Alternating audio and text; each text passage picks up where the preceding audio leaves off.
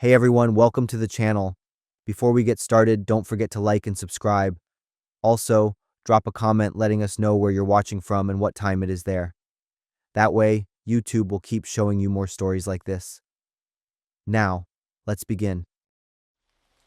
I never thought a regular night shift would turn into a life or death escape. I'm Cassie, and I was 22 at the time, working part-time at a Dollar Tree store on East Main Street.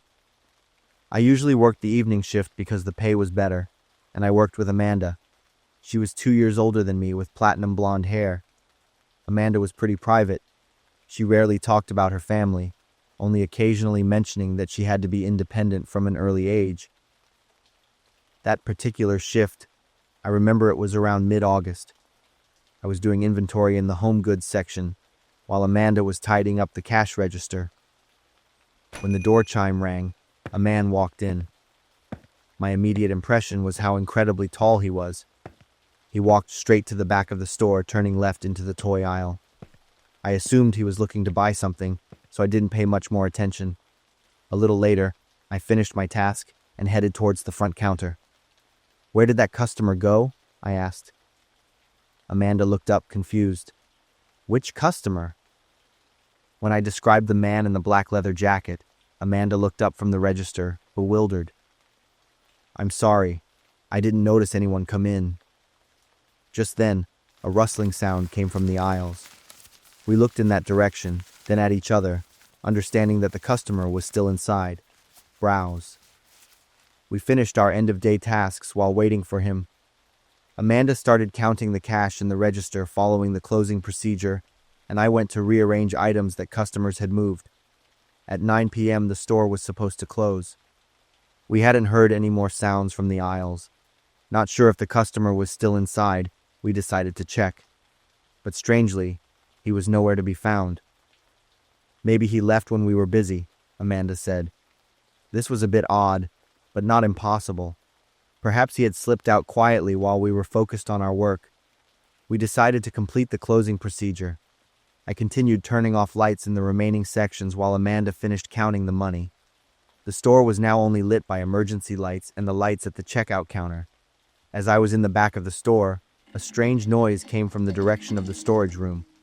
I stood about 10 yards from the storage room. "Amanda!" I called out, but there was no answer. I waited a few more seconds, but still silence. Thinking it was a mouse or something falling, I walked towards the main area of the store. When I reached the counter, Amanda wasn't there. The chair she had just been sitting in was still warm, and her purse and car keys were still in the drawer. I was a little confused, so I called out loudly, "Amanda, where are you?" My voice echoed in the quiet space. I walked around the store, slowly heading towards the back storage room. As I walked, I called out Amanda's name a few more times, but still no answer. Just then, my phone vibrated in my pocket. I pulled it out, and a message from Amanda appeared on the screen. "Get out of the store now." I froze, incredibly confused. The phone vibrated again. A second message from Amanda. "He went into the back room and tried to attack me. I ran, but he's still in there." My body went numb. All the pieces started clicking into place in my head. That tall man hadn't left the store at all. He had been hiding somewhere, waiting for the right moment when the store was empty and dark. I slowly backed towards the main door, each step feeling like it was weighted with lead, my eyes still fixed on the dark hallway leading to the back. My heart pounded wildly in my chest. Just as I turned to bolt, a loud noise erupted from the back. I spun around, and a tall, dark figure lunged forward. In the flickering fluorescent light, what he held in his hand became clear. A large knife. There was something dark on the blade. I turned and sprinted towards the main door with all my strength. He lunged after me at terrifying speed. My reflection showed him swinging the knife like a weapon of death. In the very next second, the blade grazed my left arm, tearing my shirt and leaving a deep, long cut. A searing pain erupted, and warm blood flowed down. But the pain only made me run faster. I shoved the door open and burst outside. Immediately I turned back and locked the door. From inside, Violent pounding on the door echoed, accompanied by threatening snarls like a caged beast. I pulled out my phone with a blood-soaked hand, dialing 911. Unexpectedly, before I could even make the call, the police arrived along with an ambulance, sirens blaring. My wound was quickly bandaged. I pointed at the store and recounted everything to the officers, my voice broken with shock. They surrounded the store, and it wasn't long before they let him out, his hands cuffed tightly behind his back. Once he was in the police car, I urgently asked the officers about Amanda, my coworker. She texted me a warning and then disappeared. Is she hurt? A middle-aged officer looked at me. We found her about 20 minutes ago. She had collapsed by the roadside, probably right after she made the call to us. She'd lost blood and has been taken to the hospital. A wave of relief washed over me. Amanda was safe, and thanks to her quick thinking, the police had arrived in time. The next day, once Amanda was conscious and stable, I visited her at the hospital. I asked Amanda about what happened in the storage room. She was silent for a long time, then sighed. It was my brother. Michael. Shock was clear on my face when I heard this. Her brother?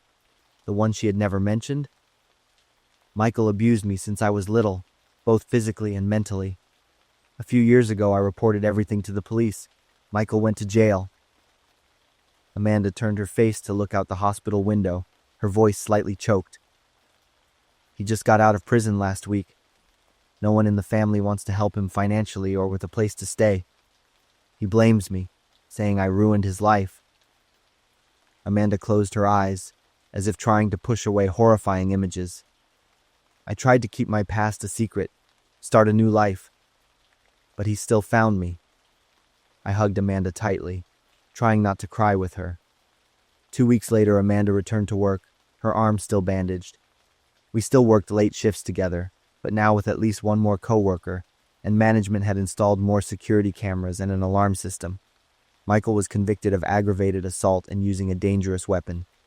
Now, I've graduated and have a job in my field. Amanda and I are still good friends. I haven't been able to sleep for almost a month now. I can still feel the cold blade against my neck and his crazy eyes. I'm Stella, 26 years old. I'm a nurse living in New York. It was a Sunday evening in late August. I had just finished my shift at the hospital and was driving back to my small apartment in Queens. The next day was my day off, so I planned to have a relaxing evening with a few movies. There was a Dollar Tree on my way home, so I decided to stop by for some snacks. The store was deserted. I didn't see a single soul, not even a cashier. I thought they must be busy, so I walked along the aisles, quickly grabbing a few items, then headed to the checkout. But the cashier still hadn't appeared. I decided to wait a little longer. Just then, footsteps echoed from the back of the store. A man walked out. He was carrying a fairly large black plastic bag and wasn't wearing a uniform. When he saw me, he was clearly startled, his face suddenly tense. "Excuse me, do you work here? I need to pay for some things," I asked. He looked at me searchingly. I just work in the back in the stock room." I noticed his fingers gripping the plastic bag tightly, his knuckles white. "How long have you been here?" he asked in return. That question confused me. "Just a few minutes," I replied briefly. "Where's the cashier?" He hesitated for a second, then pointed to the back of the store. "He's in the back. I can take you there." This offer immediately put me on high alert. "No thanks." I stepped back. "I'll come back another time." His demeanor changed instantly. His face went from confused to annoyed, then angry. His small eyes stared at me with intense hostility. He mumbled something, but I couldn't hear it clearly. I turned and walked quickly towards the door. Just then, I heard the plastic bag hit the floor and the clinking of metal. I turned back and froze. He was holding a knife in his hand, a long blade stained with dark brown marks. "You're not going anywhere," he said, taking slow steps toward me. My heart pounded as if it would burst from my chest. My body was momentarily paralyzed before my survival instinct kicked in. I turned and ran towards the exit, but I wasn't fast enough. Just as my hand touched the doorknob, a strong force pulled me backward. He wrapped his arms tightly around me from behind, his left arm squeezing me, pinning my arms down, while his right hand brought the knife to my neck. "Shut up," he whispered in my ear. The cold blade pressed against my skin. "Why?" I gasped, trying not to move to prevent the blade from cutting deeper. "Because you're a witness." He squeezed me tighter. I felt the blade about to cut through my skin. At that moment, I truly accepted the worst possible outcome. Just then, gunshots echoed in the store. The explosions made my ears ring. I felt the man jerk violently. He slowly loosened his grip on me, lost his balance, and slowly fell to the floor. The knife clattered beside him. I stood there, trembling uncontrollably, unable to believe what had just happened. 2 police officers were standing at the entrance, one of their guns still pointed at the man on the floor. "Are you hurt?" A police officer ran over and asked me. I shook my head, but I couldn't speak a word. Paramedics rushed in, helped me sit down, and checked me. But before I could fully recover, I witnessed another haunting sight. 2 paramedics and a police officer were carefully bringing a body out from behind the checkout counter. The Dollar Tree blue shirt was stained red with blood, and the body had countless deep, jagged knife wounds. I immediately vomited on the spot. My body trembled so much that a nurse had to hold my shoulder tightly.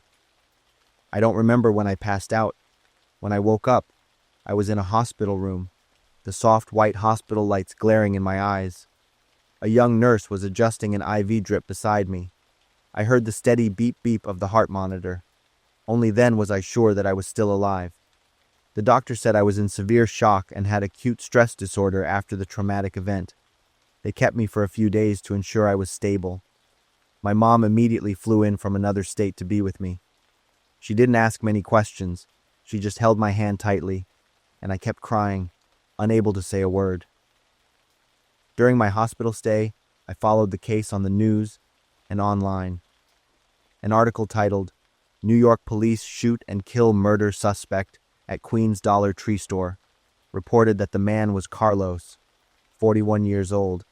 He was wanted in Ohio for armed violence and had escaped from a detention center a few weeks earlier. On the night of the incident, he broke into the store through the back door and murdered the cashier to steal money. The stockroom employee luckily wasn't discovered by him. He quietly left his hiding spot and called the police. When the police arrived, I was moments away from death. They were forced to open fire. If they had been a few seconds slower, I might have been the next victim. The following weeks became a real nightmare. I couldn't sleep. I kept waking up with nightmares of the cold blade against my neck and his crazy eyes. I've been seeing a therapist and trying every day to overcome this trauma. I cherish and am grateful for life because, fortunately, I'm still alive. People called me a hero after that incident. But how could they know that in those 15 terrifying minutes, I was so scared I almost gave up? I'm Cad, 19 years old. I've always been proud of my physique. I'm almost 6.4 feet tall with solid muscles, the result of regular workouts. I had been working at a Dollar Tree in Kalamazoo, Michigan, for 5 weeks when it happened. That evening, the store was empty. Nora was sitting at the checkout counter, scrolling on her phone. Wade was stocking shelves in the household goods section. I was checking inventory in the back room. The bell on the door rang. I looked up and saw a man walk in. He was taller than me, maybe almost 7 feet. He wore a thick sweatshirt with the hood pulled up, covering half his face, and faded jeans. The first thing I noticed was how he moved. Each step was stiff, like a broken robot. He stopped in the middle of an aisle, his head swiveling, observing everything. His imposing size made me a little uneasy. I moved toward the shelves, pretending to organize products so I could keep an eye on him. He went to the food section. Then everything happened very fast. A terrible crash. He had pushed over an entire rack of candy, sending it spilling all over the floor. "Hey, what are you doing?" I said, walking closer. He turned to look at me but didn't say anything. He just reached into his pocket and pulled out a gun. My mind was reeling, and I couldn't react. And then he fired. I looked down and saw bright red blood soaking through my shirt. The pain was excruciating. "Nora, run!" I screamed. She crawled and ran toward the back door. Wade yelled from a corner of the store, "Gun! Gun!" The man turned his gun toward Wade. The gun fired again. Wade fell, grabbing his leg in pain, blood gushing out. I dove behind the checkout counter, my left arm numb. The man fired shot after shot into the shelves. The smell of gunpowder filled the air. Then, after a few seconds, everything went silent. Suddenly, I heard heavy breathing. He had jumped over the counter. I lunged at him, grabbing his leg and pulling hard. He fell, and the gun slid away. We both wrestled to get the gun. He was incredibly strong. His arms were like iron clamps around my neck. I fumbled around and found the gun. He froze, his grip loosening. The gun clicked, but no bullet was fired. Enraged, he punched me square in the jaw. My mouth filled with the taste of blood, and I felt extremely dizzy. He pinned me to the floor with his full weight, his hands squeezing my throat. I was just inches from him, and I could clearly see every wrinkle on his haunting face. My vision was fading. I felt like I was slowly sinking into a dark pool, unable to escape. Suddenly, Wade rammed the attacker's side. He rolled to one side, his hands releasing my neck. I gasped for air. We used all our strength to pin him to the floor. A few minutes later, police sirens blared outside. They stormed into the store, fully equipped, and quickly handcuffed the attacker. The strange thing was, he didn't resist at all. He just lay there with an empty look in his eyes, as if none of what had just happened meant anything to him. An ambulance took Wade and me to the hospital. The bullet had shattered a bone in my left arm, requiring immediate surgery. The press later called me a hero, but I didn't think of myself that way. I just felt lucky to be alive. Our attacker had a history of severe mental illness. He was sentenced to life without parole for attempted murder and armed assault. Nora went back to work at the store, but she no longer scrolled on her phone. She was always on alert with every customer, her eyes constantly scanning the area. Wade still limped slightly from his injury, but he told me it was a sign of courage, a memory of the night we saved each other's lives. I'm slowly recovering and working out to regain my muscle mass. I realized something important. The physical strength I was so proud of wasn't just for showing off or impressing people. It was also to protect myself and others, to stand up against injustice and cruelty. And I started thinking about becoming a police officer. That colorful toy truck almost killed me. I'm Mike, 32 years old. 3 months ago, I worked as a quality control inspector at a Dollar Tree distribution center in Laredo, Texas. My job was to inspect goods and make sure they met the standards before they went on the shelves. I had been doing this for 5 years and had never encountered any serious problems. I was checking a new shipment of toys. The items were small, brightly colored plastic trucks. I picked one up and turned it over to look at the label. Below the regular English text, there was a passage in another language. I was drawn to the bold red characters, which were different from the rest of the label. I looked around, making sure no one was watching, and secretly put the toy truck in my jacket pocket. When I got home, I quickly opened a translation app. The results shocked me.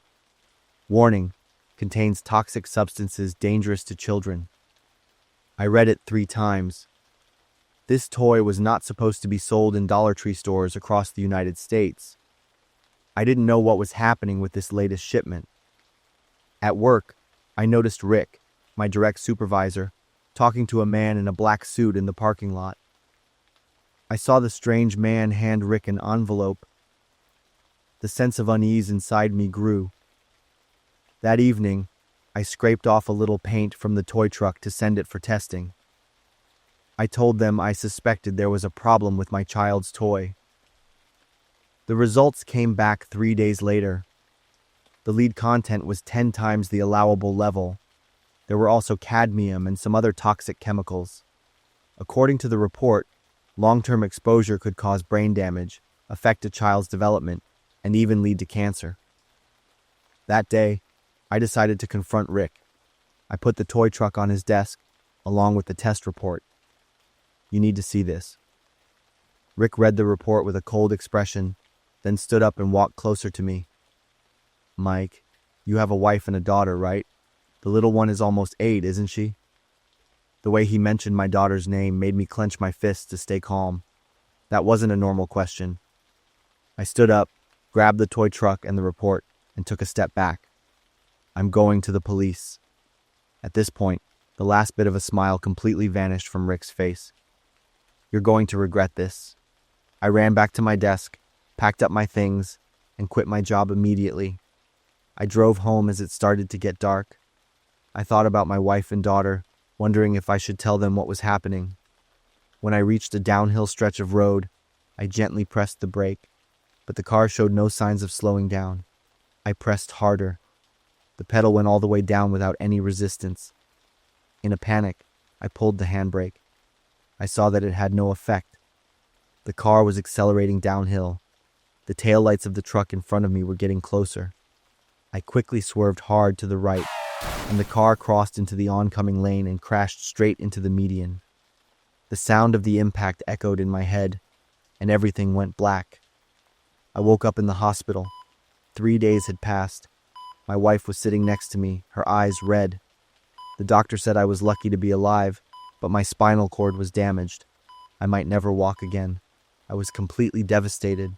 My body and mind were in a state of emptiness. Seeing my wife and daughter, I remembered Rick's inquiry. I was sure he was behind all of it, but there was nothing I could do. In my mind, I saw Rick's cold smile. I knew exactly who was behind all of this, but I chose to stay silent. I had already suffered so much pain and such a serious outcome. I didn't want my wife and daughter to suffer anymore. If I spoke up, Rick wouldn't necessarily get caught. He would find more horrible ways to take revenge on my family. Thinking this, I just nodded and thanked the police officer, telling him I didn't know who did it. I had to stay silent to protect the people I loved. Not long after, I convinced my wife to move away. I told her I wanted to start a new life, away from the painful memories of the accident. My wife agreed, and we moved to a small town in the north, hundreds of miles from our old home. 6 months later, I happened to catch a news report on TV. A journalist was reporting on the recall of thousands of toxic Dollar Tree toys. Images of small, colorful trucks appeared on the screen. The exact same toys I had discovered. The reporter said a large-scale investigation had been launched, and many people involved had been arrested and prosecuted. The camera panned over the list of arrested people, but I didn't see Rick Brown's name anywhere. I turned off the TV and looked out the window. My daughter was playing in the garden. My wife was preparing dinner in the kitchen. Our lives had returned to peace. I sat in my wheelchair, thinking about what had happened. But what about Rick? He was probably somewhere, continuing his dirty business, but one day he would have to pay for his choices. All I want now is to protect my little family.